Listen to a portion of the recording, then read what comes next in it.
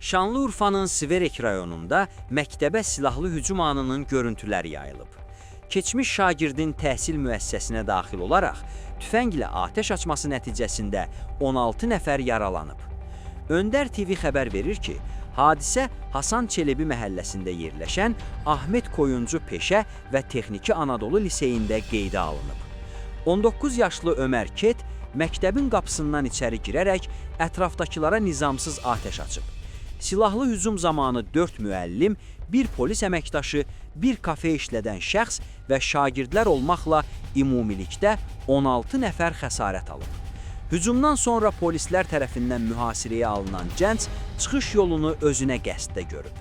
Şanlıurfa valisi Hasan Şıldaq hadisə ilə bağlı açıqlamasında yaralılardan 12-sinin müalicəsinin Siverek Dövlət Xəstəxanasında davam etdiyini bildirib.